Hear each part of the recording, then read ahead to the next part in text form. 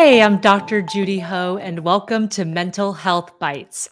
I'm a clinical and forensic neuropsychologist, tenured professor at Pepperdine University, and published author of The New Rules of Attachment and Stop Self-Sabotage.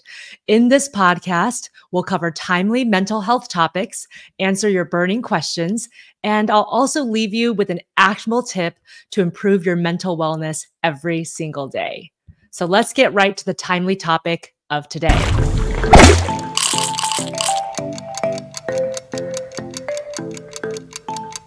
Most of you guys have probably seen in the news that ADHD diagnoses have been rising like crazy. Actually, in the last few years, there has been a medication shortage for ADHD, and there were some supply chain problems. They weren't able to supply it to every single person that was asking for it.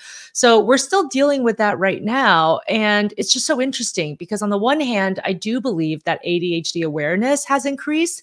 So that means that we're catching people earlier when they do struggle with ADHD.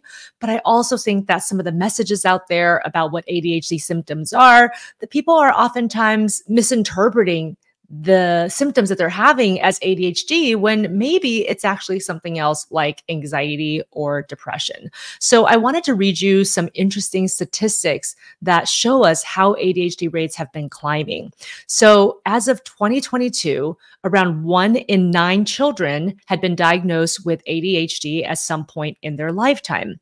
Roughly 6.5 million children ages 3 to 17 had ADHD that year, which was up from 5.5 million about 5 years ago in 2016. So these are pretty significant rates, and we're not even talking about adult ADHD. So what's interesting is people who are diagnosed with ADHD in childhood, about 50% of them will actually quote unquote grow out of their ADHD. So essentially, once they become adults, they will no longer meet the criteria for ADHD. And part of that is because our brains are maturing all the way into our late 20s to sometimes our early 30s. As that happens, certain areas of the brain that might be responsible for ADHD symptoms, such as the frontal lobe, which is the last to develop, as they mature, they may actually become more neurotypical. So then the ADHD symptoms go away. Or oftentimes adults find behavioral management strategies to deal with their ADHD symptoms so that they're no longer detectable. It's not really affecting their life in a negative way anymore. But it's an interesting trend that ADHD rates are climbing. And I do think that it's a combination of a couple of things. One, I do think that people are getting to a doctor earlier and they're getting this diagnosis, and it might be an appropriate diagnosis. I think that that accounts for part of the increase. The second piece of this is that ADHD has been touted in the media a lot lately. Everyone's talking about ADHD. Everyone thinks they have ADHD, but symptoms of focus and attention problems are actually also very consistent when someone is struggling with depression or when they're struggling with anxiety.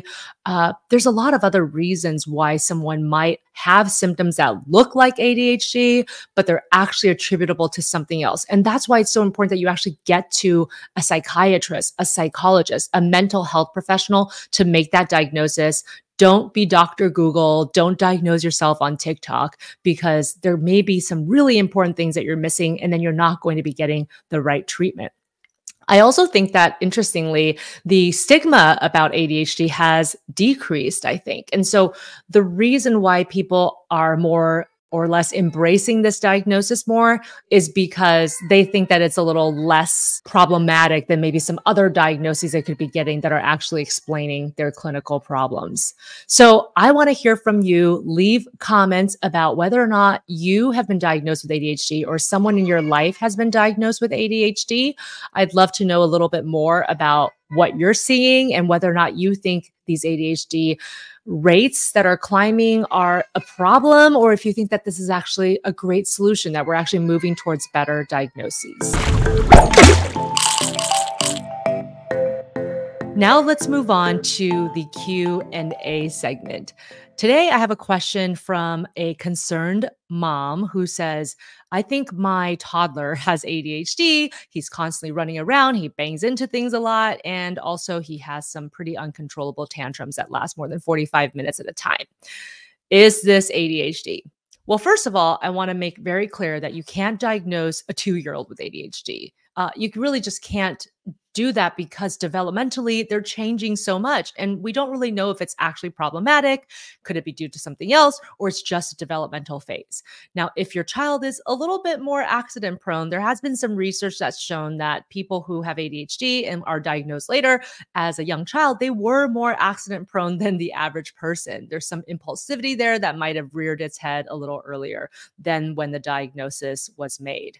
But I would not go on these isolated symptoms and consider that as a possible diagnosis for ADHD. If you are concerned about your toddler's behaviors, the best thing to do is go to your pediatrician or a mental health specialist, talk to them about what you're witnessing, and get an evaluation. Maybe it is a precursor to ADHD, but most likely it's probably not at this early age. And maybe there are some techniques that you can learn to help your toddler to be better about managing their emotions, and you can teach them these skill sets with the help of a professional. I hope that was helpful. All right, so here is today's actionable tip. Since we've been talking about focus this episode, I think that it's really important to talk about how we can all increase focus in our everyday lives. Whether you have ADHD or not, it's really hard to focus with everything that's going on. And I don't know if you knew this, but attention can be trained like a physical muscle. It's a type of training for your brain. And my favorite exercise is to use the Pomodoro technique to amp up your attention. So Pomodoro is a 25-minute defined period of time where you only do one activity and you don't multitask. It can be really difficult to do this in the beginning because we might not even notice how much we multitask, but this exercise is very simple. So you start with a timer. You can do that on your phone, set it for 25 minutes. And then you're going to keep a notepad next to you just to jot down anything that might be coming up during this 25-minute period while you're working on this single task. Then you're going to decide what is that single task you're going to do. Maybe it's writing a proposal for an upcoming project for work. You're just going to spend 25 minutes doing that. Make sure you close up all other distractions. So turn on focus on your phone. Don't have the ringer on. Don't have your emails pinging you. Don't have other pop-ups bothering you on your computer.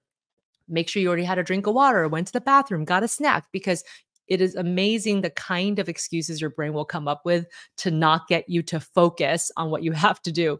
So once everything is all set up, you're going to start that timer for 25 minutes. And then for this 25-minute period, you're just going to work on this activity that you predetermined. If any thoughts come into your head, oh, I have to go and buy this at the grocery store, or oh, I have to email this person, just simply jot it down on your notepad and then return your attention back to the activity.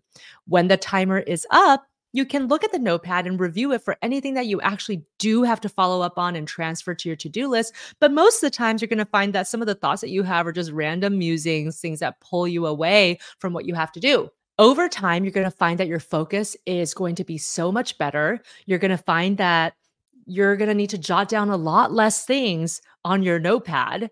And you might actually find that the next time you can actually try for a 30-minute period or a 35-minute period. But the idea is it's like training a muscle, and everybody can improve your attention at any age and stage.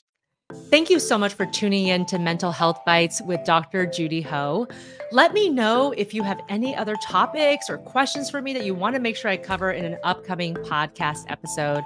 And if you like what you heard today, subscribe, like, and tell your friends about this podcast. Until next time, take care of your mental health.